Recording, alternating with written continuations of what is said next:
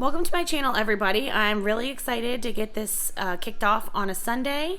And as you can see by my attire, I'm a big football fan. Don't talk about my team. But I am a big football fan. And actually right now we're winning.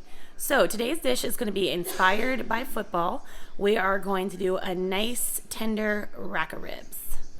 So for my ribs today, I prefer a dry rub rib and then to dip it in sauce after instead of slathering them in sauce while they cook. So I will be featuring my own rib recipe and then a white barbecue sauce that I absolutely love on the side. To start out, we are going to preheat the oven to 250 degrees. These ribs are going to cook low and slow, and so you need to make sure that you have a couple of hours. We are going to start with the ingredients. Okay, so we're going to start with the ingredients. We have here a rack of ribs. They are cut into 3 pieces just because that's how I bought them at the store. I prefer baby back ribs just because they're really tender. For the rub, we have a rib rub, a mesquite rub, and garlic powder. That's it. Okay, the first thing you want to do is flip over the ribs and pull off this thin membrane off the back so that all of the seasoning can penetrate the ribs. So it's just coming off like this. Okay, so you mix all 3 seasonings together and it should look like this once mixed, and then we are just going to start putting it on the ribs. You want a nice good coating on all the ribs, and you want to coat both sides. All right, once you have given the ribs a really good coating of the seasoning, you're going to take your hands, and this is what we like to call massaging the meat. As you can see, these ribs have a nice dry rub coating on the outside, so into the oven they go. Once you put them in the oven, I like to check them about every 30 minutes just to check for doneness. They will probably take about 2.5 to 3.5 hours, just depending on your oven and the size rack of ribs you have. And so they will be finished when they start pulling away from the bone. Okay, so it's about halfway through. We're going to check on our ribs. I've been checking them about every 30 minutes, but I'm just going to give you a look at what they look like about halfway through.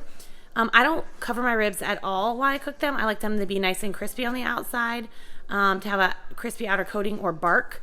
And so when you leave them uncovered, it leaves them nice and tender on the inside and nice and crispy on the outside. Let's take a look. Okay, so I know there are a lot of you out there that are huge fans of like a sticky sweet barbecue sauce. I prefer a vinegar-based barbecue sauce, and in this case, a white barbecue sauce.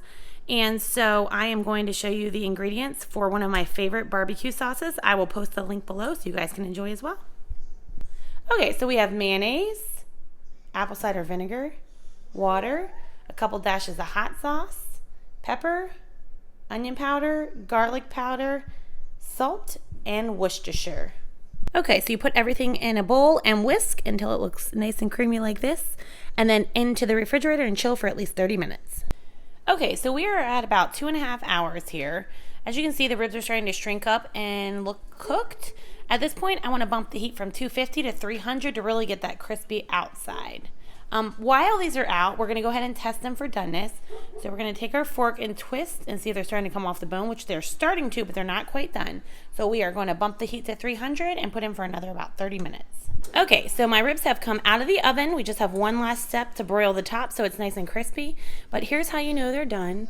You stick a fork in and turn, and you can see that meat is just going to come right off the bone. I don't want to pull it off. I'm going to leave it in, but there you go. When it starts flaking off the bone like that, they're good to go. I'm going to broil for maybe 1 or 2 minutes just to get the top nice and crispy, and we'll be all finished.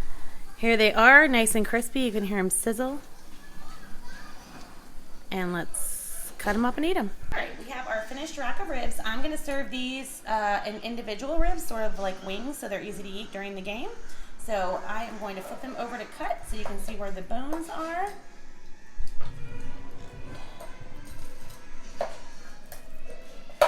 Cut them into individual ribs, just like this. Okay, you can either leave them in whole racks like this, or cut them in individual ribs like this, and I'm just going to finish them off with a little drizzle of that white barbecue sauce. Let's do one more scoop. And then grab some of these scallions. And there you have it. Here you have it, the final product, dry rub ribs with white barbecue sauce. I hope you guys enjoy. This is the absolute perfect dish for football. You can put them in the oven and forget about them while you watch the game, and then serve some delicious food. Thank you guys so much for tuning in. If you enjoyed this video, please subscribe below, and welcome to my table.